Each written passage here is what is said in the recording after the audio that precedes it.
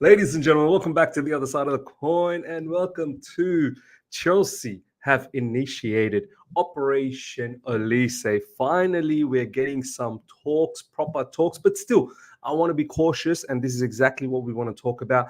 There's a whole heap of news in regards to Michael Olise popping left, right, and center. The best way to go about this, ladies and gentlemen, is seriously going to PYS's page and basically just go from the oldest news to the latest news in regards to what has been materializing, transpiring in regards to Michael Olise's transfer move. There's actually, look, there's some really positive conversations in regards to Chelsea, but there are other clubs that are involved as well. Other clubs are equally very, very confident too that they can land Olise. So let's have a look at what is this Operation Olise that Chelsea have finally kicked off. Let's look at what this entails. Now, this is the oldest news from today in regards to Michael Olise. Mirror exclusive. Chelsea have made contact with Crystal Palace over Olise.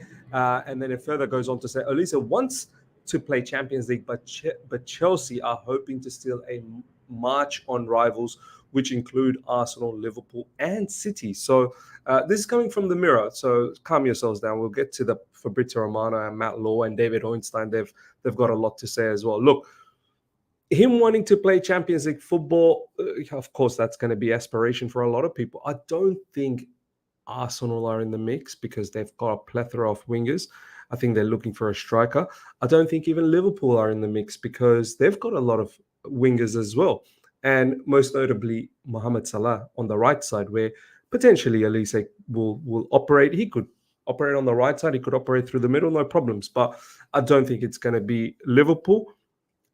The only other Champions League, threat for us is Manchester City. So Manchester City apparently at the moment are focusing on other areas, but they could come into the mix, and that's probably a bigger threat for us than I believe Man United.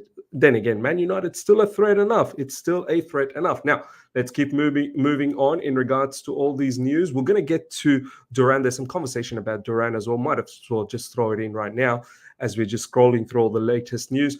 Aston Villa are asking for 40 million in talks with Chelsea over Duran. Look, I think that's probably going to be roughly the price range for Duran, which makes me feel a little bit uncomfortable, knowing that this player is unproven. But they're also apparently asking for perhaps a player in exchange. So maybe a player which would reduce the cash price down. But we'll see. We'll get to that down the track. Breaking, Chelsea made contact with Palace over Olise. As you guys remember, Palace have made it quite clear. You need to negotiate with us first before you start talking to the player, because there's a release clause, and the release clause apparently is a little bit more complex than the normal style of release clause. So do the deal with us, get the agreement with us first, then talk to the players' representatives. Further on, as you can see, ladies and gentlemen, Fabrizio Romano again retweeting something PYS tweeted back in June. He's retweeted that. So Fabrizio Romano is playing his cards, and obviously PYS acknowledging that as well. Chelsea have made a move for Olise and trying to ascertain the accurate details of his buyout clause. This is coming from Sammy Mogba. So this is a good thing that we have started to talk to Crystal Palace. I don't know if other clubs have started to do that. I think this is why people like Fabrizio Romano, people like David Ornstein, people like Matt Law, they're saying that Chelsea are ahead in this game because we are making all the right conversations. We're talking to the right people, and we're doing it before any other clubs. So that is a positive. Making sure that you're ahead of the game is definitely positive. And it also gives a positive note to the player as well, that how keen we are to acquire him, as opposed to other clubs who are trying to sort themselves out in other areas as well. Major breaking. This comes from David Ornstein. Chelsea have asked for permission on Thursday afternoon to speak to Olise's representative with the hope of agreeing personal terms. So this is now another angle. You've got Crystal Palace, who wants Chelsea Football Club to directly talk to them first and get an agreement with the club, whereas Chelsea are now trying to find a different angle where they're trying to get personal terms with the player and getting the player to push the club. So I feel like that, getting the player to push the club, that's a situation. I don't know whether that is the quickest situation. Because I feel the quickest situation is getting an agreement with the club And then once the club gives you a green light, you go to Olise, who already apparently wants to join Chelsea. You should be able to get a personal terms. But doing this backward method where you want to push the player to then subsequently push the club, yeah, I'm not really sure whether that actually brings the quickest results, because Crystal Palace may feel, oh, you're bullying me. You're bullying me. You can't be bullying me. You're a prized asset for us, and we need to get the right money. So look, this is coming from David Ornstein, represented with the hope of agreeing personal terms. And the whole idea of agreeing personal terms is that you want to make the player push his parent club. Chelsea are pushing for Olise. This comes from Fabrizio Romano. Newcastle and Bayern Munich contact Palace over Olise. They did so on Wednesday before Chelsea. This comes from David Ornstein.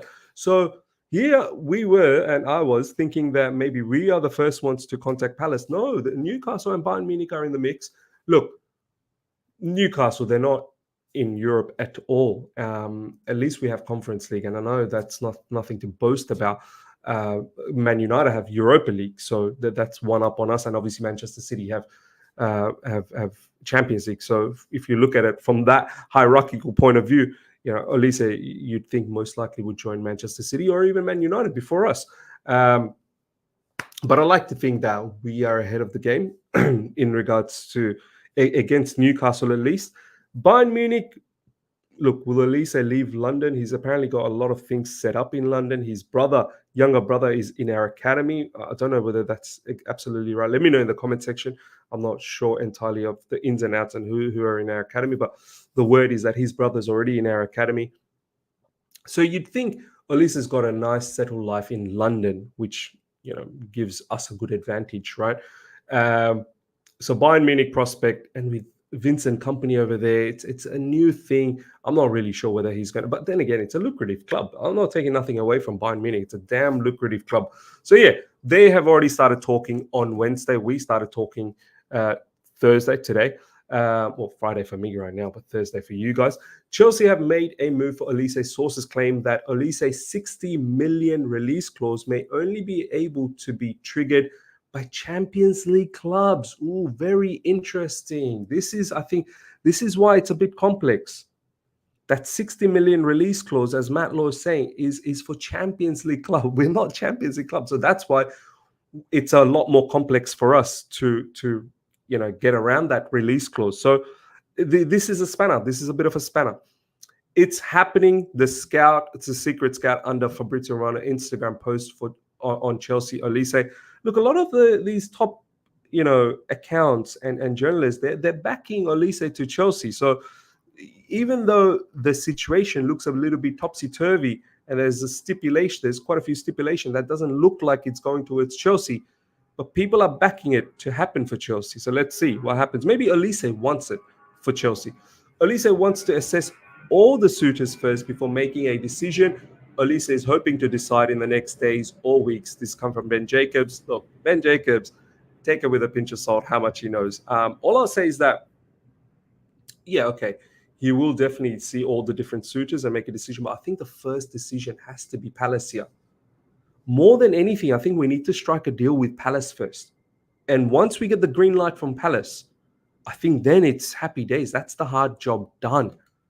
Palace is the hardest job here. Chelsea are not expected to have issues agreeing personal terms with Olise. Yeah, I don't think any clubs will have issues with getting personal terms with Olise. It's about making sure you get the job done with Palace. Other clubs are sniffing around still. This is coming from Bobby Vincent. Manchester City like Olise, but at the moment they have other priorities. This comes from Fabrizio Romano. Look, yeah, that's the biggest concern for me, Manchester City. Even though Fabrizio Romano is saying that they've got other priorities, yeah, if they behind the scenes tell the player, just wait, we're coming for you, yeah, that could be long. That could be long for all of us. Chelsea are on a mission to agree personal terms with Olise, and for Olise to go to Palace and say, I want to go to Chelsea. This is coming from Fabrizio Romano, and that's the angle Chelsea are trying to impose here with this situation, that get Olise on board and then get Olise to force the moves. Look, I think that gets messy. Further goes on to say Chelsea want to agree on same value as the release clause. Ooh, see, as Matt Law said, the release clause is there for a Champions League club, the 60 million. It's not really there for us. We're not a Champions League club. But we are trying to do this backward method where we want to we get the player's personal agreement sorted and then force the player to do the job on Crystal Palace. It could get messy. It really could get messy. And I just don't want it to be drawn out a saga and wait till preseason, at the end of preseason, for it to happen. I need this to happen before preseason starts so that Olise is available. Apparently, Olise is going to the Olympics, so we'll see. We'll see what happens. But it would be nice to get Olise done and dusted before preseason starts. Gallagher doesn't want to be involved in swap deals, and his focus is on Euros, one to watch in next month. So there's some talks that Conor Gallagher could be potentially used for swap deals, maybe even for this one with Olise, where he goes to Crystal Palace. He's got history with Crystal Palace, good history with Crystal Palace. But more specifically, Gallagher's swap deal is more connected towards Aston Villa with the John Duran situation, which we're going to get to very, very soon. Breaking from what I'm hearing, the Duran deal will only happen if players or a player is involved in the deal. Fabrizio Romano from Playback. Gallagher is not involved in this deal. Another Chelsea player has to be involved. So, look, I'm happy to give Aston Villa a player. Mate, take who do you want? Let's get this deal done with Duran. We don't want to pay 40 million. It's a bit too excessive. Take David Dutra Fofana. We're looking to get rid of David Dutra Fofana. Why don't you take David Dutra Fofana and let's give us a bit of cash discount and we'll get the deal done. But I don't know. I think they probably fancy Gallagher, but I don't think it's a fair assessment. Gallagher is minimum worth 50 million, if not 55. And you can't tell me Duran is worth 40 million. I'm sorry, we can't do that deal. We could do a separate deal for Gallagher, 50, 55 million, and then let's negotiate for Duran. Gallagher is far more valuable asset at the moment in the market than John Duran at the moment. So I don't think that is a fair scenario. Chelsea have started Operation Olise, coming from Fabrizio Romano. Chelsea are going to go really strong on Olise's side. This is Fabrizio Romano again. Conor Gallagher says he doesn't want to be involved in deals now. Focus on the European Championship. Fabrizio Romano, look, if we are looking to keep Andre Santos as well, which we've talked about recently, Conor Gallagher, my man, you just don't have a space at the moment at Chelsea. Look, focus on your Euros. After that, you're going to have to make a decision, my man. Chelsea are confident they will not have to pay more than UCL clubs for Olise. This is coming from Matt Law. This is where it'll get interesting. This is where the whole Olise to Chelsea, striking a deal with Crystal Palace, this is the toughest part. And I think this is why everyone's saying, talk to Crystal Palace first. Chelsea are willing to offer players as part of a potential Olise deal. So now Madueke conversations coming through. A lot of people are saying that perhaps we're going to give them Madueke for Olise. Do you know what? Crystal Palace probably should look into that. Madueke is a decent enough player. There's some good underlining, skill set that he has that's valuable. Yes, there is a lot of things that he needs to polish. And yes, of course, he's not the same level as Olise. Olise is far more complete than Madueke.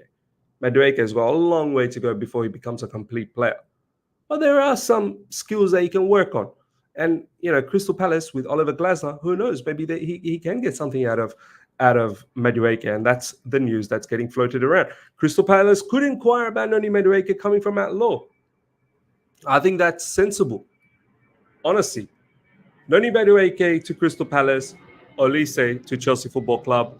One way to get around that, UCL club release clause and strike a deal with Crystal Palace. Crystal Palace will give you a player, and decent enough player. Yeah, of course, not the same caliber, but decent enough player. Chelsea are working on both Duran and Olise. These are our targets, ladies and gentlemen. No two ways about it. Striker target is John Duran, and our winger target is Olise. Look, for me, as you might have seen my earlier stream today, if you haven't caught that, do check that out, where I talk in details about John Duran and what it really means for the club and where are we going as a club. But for me, look, as long as we can get Michael Olise, a lot of the conversation can chill. A lot of conversations can relax.